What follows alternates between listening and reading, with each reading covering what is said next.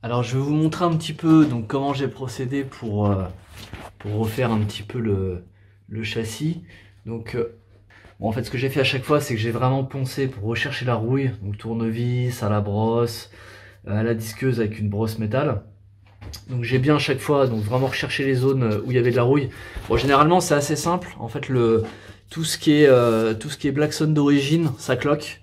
Donc il y a juste à gratter un peu avec un tournevis et on voit tout de suite en dessous en fait la rouille. Donc là ce que j'ai fait c'est que j'ai traqué un peu partout sur tout le châssis. Donc la rouille, là je vous montre la roue de secours parce que le reste c'est quasiment terminé donc on verra plus. Euh, donc là on voit bien donc la rouille qui reste. Donc tout a été décapé. Alors pour la rouille sinon après elle est facile à traquer parce que en fait c'est pas compliqué, la rouille vous en aurez à chaque fois là où vous aurez des soudures. C'est-à-dire que dès que vous avez des endroits où vous avez des soudures, vous grattez un peu avec un tournevis et pratiquement à coup sûr, vous avez de la rouille. Même quand le Blackson paraît propre, on voit un petit peu, des fois il est légèrement cloqué. Quand vous commencez à gratter, automatiquement en fait, le Blackson s'en va et en dessous vous avez de la rouille. C'est jamais très profond, cela c'est vraiment en surface. Ça s'étend pas énormément, mais à chaque fois que vous aurez des soudures, que ce soit n'importe où sous le châssis, enfin tout ce qui est exposé en fait à la pluie, etc., aux intempéries, donc vous aurez le souci. Donc pas très compliqué à traquer. Et c'est pour ça que finalement, je pense qu'on peut prendre n'importe quelle E30 sur le marché, vu l'âge qu'elles ont et vu que les trois quarts elles restent à dormir dehors. De toute façon, on prend un tournevis, un petit coup, je suis sûr qu'il y a de la rouille sur quasiment toutes les caisses du marché. On voit toujours dans les annonces E30, pas de rouille. Mais bon, si vous allez sous la voiture, comme je vous dis, vous grattez un petit peu. En 30 secondes, vous en trouvez sans problème. Là, ce que je vais faire maintenant, c'est que je vais mettre un produit en fait qui va bloquer en fait la rouille, qui va transformer la rouille et la bloquer. Donc c'est du ferrose. Donc ça m'a été conseillé par des carrossiers. Donc apparemment c'est vraiment un super produit. On peut même en mettre juste comme ça sur la rouille, laisser la voiture 2 ans dehors et la rouille ne bouge plus. Donc voilà. Donc ce qui va se passer c'est que là je vais mettre un peu de ferrose, parce que là bon, bah, j'ai traqué tout ce qu'il y avait sous la roue de secours. Bon finalement il y a pas mal d'endroits où il n'y avait rien du tout. J'ai quand même remis un coup de disqueuse un petit peu vite fait pour voir, mais il n'y avait vraiment rien d'autre. Donc là je vais appliquer le ferrose. Et puis une fois que ce sera appliqué, je vous montrerai déjà à quoi ça ressemble. Alors je vous montre un petit peu donc le ferrose. Voilà, bon là c'est une petite bouteille, ça c'est 250, non c'est 500 millilitres. Donc c'est une petite bouteille, mais bon, j'ai fait quasiment tout le châssis avec même pas un tiers. Donc ça se fait en plusieurs couches. Donc de ce qu'il conseille, c'est de mettre une première couche, d'attendre 2 heures, d'en remettre une deuxième, d'attendre 2 heures et une troisième. C'est ce que j'ai fait partout. Alors pour l'appliquer, bah juste un petit pinceau comme ça que j'ai acheté. Ça va me prendre un gros pinceau, avec ça, ça passe partout. C'est nickel. Alors je vais essayer de vous montrer le rendu. Donc ça s'applique, quand ça s'applique, c'est bleu. Donc ça fait bleu-violet. Donc faut en mettre partout, partout là où ça a été décapé, hein, parce que même sur la peinture existante, c'est pas grave. Faut en mettre plus que pas assez.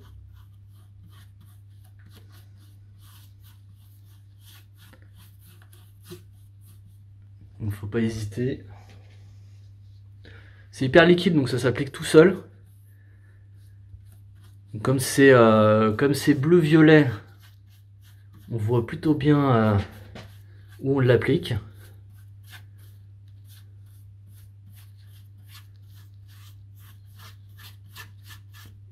Voilà, bon, je vais couper, je reprends après une fois que j'aurai terminé, parce que j'en fous plein le téléphone, ça va pas le faire. Alors, on voit le résultat, donc là ça fait, je sais pas, ça fait 30 minutes. Vous voyez, c'est passé de violet à noir, donc là le traitement est en cours. Alors justement, faut pas poncer à blanc, parce qu'il faut qu'il reste un petit peu de rouille apparemment pour que le traitement se fasse de façon optimale. Donc, et après ça laisse comme un espèce de vernis. Et c'est protégé et c'est prêt à peindre avec, je sais pas, une peinture époxy ou un anti-gravillon, etc. Donc là, je vous montre, là, ça fait peut-être, je sais pas, ça fait un quart d'heure. On voit qu'il y a des traces encore violettes. C'est c'est en cours de traitement. Et puis là, ce que je viens juste de traiter à l'instant, là pour l'instant, c'est encore violet.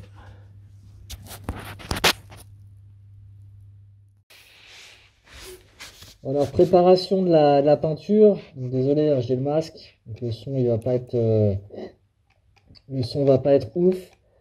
Donc, là, je prépare la peinture époxy.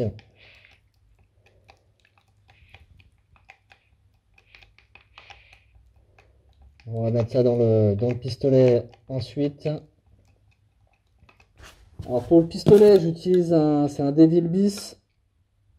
Donc, le modèle, c'est un modèle FLG. Donc, avec la buse donc fournie d'origine. Donc, c'est un excellent pistolet. Franchement, ça s'applique super bien avec ça. Donc, pour le prix, je sais qu'il y a des mecs qui peignent des bagnoles avec ça et le rendu est pas mal du tout. Donc là, juste pour appliquer une couche d'époxy sous le châssis, ça fera largement le taf. Donc là, pour les protections, faut pas rigoler. Donc le masque, mettre des lunettes, la charlotte, et puis surtout mettre des gants, parce que c'est quand même des produits assez toxiques. Donc faut pas lésiner là-dessus, c'est important. Alors voilà le résultat donc après peinture. Donc là on a une couche de peinture époxy. Donc on voit un petit peu le rendu.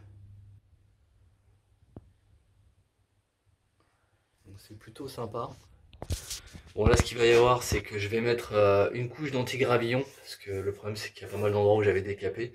Donc bon c'est peint, c'est protégé mais malheureusement ça va pas être protégé pour les intempéries, les gravillons etc. sur la route. Surtout que c'est quand même un endroit quand même assez proche de la route.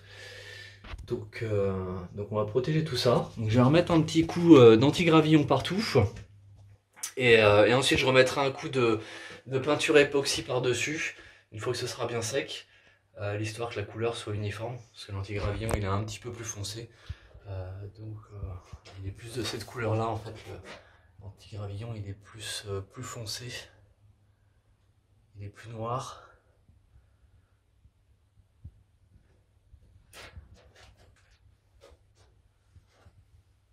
Donc voilà. Bon, place à l'anti-gravillon. À toutes. Alors maintenant, on va passer donc au pistolage de l'anti-gravillon. Donc là, j'ai réglé à 3 bar 5. Donc c'est parti, je vous montre le résultat juste après. Alors là, j'ai passé l'anti-gravillon. Donc là, ça a séché depuis. Donc là, on peut voir un petit peu donc la surface. Donc maintenant, il n'y a plus de trous, on va dire. Donc tout est uniforme.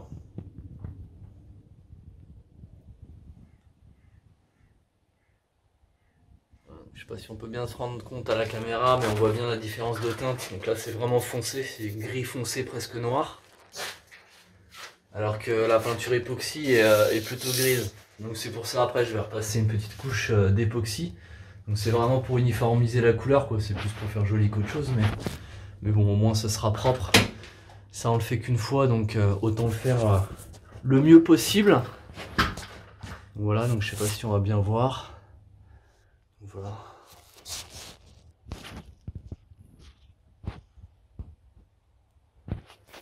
Donc voilà l'anti-gravillon partout. Bon, j'en ai profité pour remettre une petite couche là où il y avait des jours on va dire.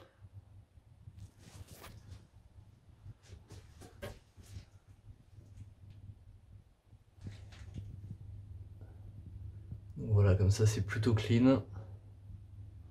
C'est plutôt pas mal. J'en ai remis un peu là aussi. Parce que c'était plus très bien protégé. C'est vrai qu'à ce niveau là c'est quand même ça prend facilement tous les graviers sur la route, enfin toutes les merdes. Là j'en ai remis là aussi.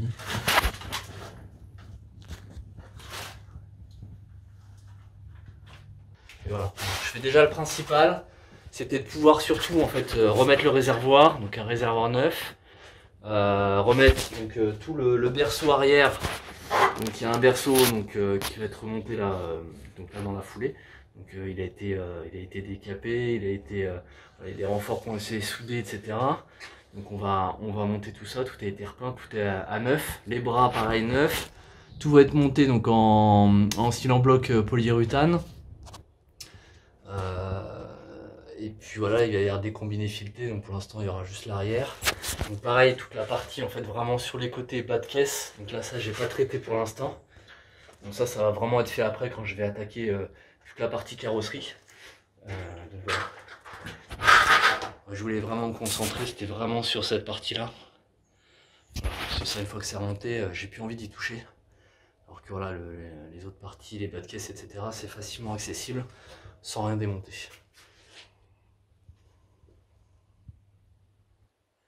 Voilà, pareil, tout ce qui va être flexible, enfin pas flexible, mais bon, les conduites de frein, donc là j'en ai racheté donc, du tout neuf. Donc ça je vais le changer. Et puis ça va être monté en Duritavia. Et puis on verra aussi le freinage. Enfin voilà, toutes les pièces sont arrivées. Donc je vais vous montrer ça dans les prochaines vidéos. Voilà, bon là je vais repeindre tout, donc je vais remettre une dernière petite couche époxy. Donc une couche fine, hein, c'est vraiment juste pour la teinte. Et puis je vous dis à tout de suite pour le résultat final.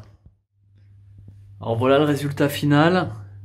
Donc là c'était la dernière couche, bon c'était juste pour uniformiser un petit peu la couleur. Comme je vous disais précédemment, en fait il y avait l'anti-gravillon par endroits qui était un petit peu foncé, donc c'était pas très joli. Donc voilà, donc je vous montre un petit peu dans le détail. Donc il y a eu l'anti-gravillon de remis partout. Bon alors il y a des endroits, bon j'avais pas mal gratté, j'ai remis du Blackson, mais bon ça fera le taf, hein, c'est pas très grave. Donc voilà, donc c'est plutôt sympa. Donc l'époxy ça rend pas mal, hein. C'est une peinture un petit peu élastique, un peu plastique. Donc le rendu est vraiment sympa.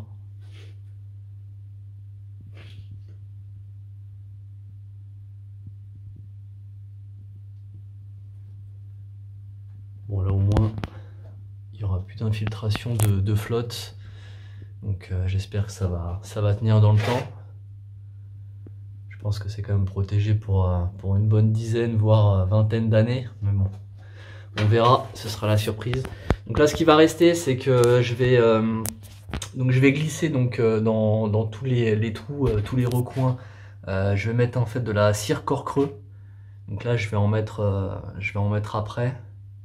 Ça va permettre d'éviter la rouille, la corrosion donc, dans les moindres recoins. Bon, globalement, j'avais regardé, il n'y a pas trop de rouille à l'intérieur. Hein. C'est vraiment, c'était plus sur l'extérieur. Donc toutes les parties sujettes à prendre de la flotte ou enfin bref, les intempéries en règle générale. Donc voilà, donc là tout est à peu près clean. Bon, alors comme je disais, hein, je me suis vraiment concentré sur la partie donc là réservoir, berceau, vraiment là sous les sièges passagers. Parce qu'après tout ce qui va être les ailes etc, donc là ça va être forcément, je vais recouper plus tard et je vais refabriquer les pièces, mais là je vais vraiment attendre de commencer à travailler sur toute la partie carrosserie. Donc là pour l'instant on n'y est pas, donc là c'était surtout pour pouvoir remonter en fait tout le train arrière, les amortisseurs etc quoi. Donc voilà, donc j'espère qu'on verra bien la caméra. Donc pareil, c'est ce que je disais, la partie qui est devant, donc je ne l'ai pas traité, hein, je me suis vraiment arrêté à peu près au niveau de la boîte. Et tout ce qui va être bas de caisse, etc., c'est pareil, j'ai pas encore traité, ça sera vraiment fait quand je commencerai à attaquer la partie carrosserie. Parce que là on voit qu'il y a quand même des choses à gratter, à nettoyer, peut-être à découper et certainement ressouder, refabriquer les pièces et ressouder les pièces. On verra si c'est profond ou pas.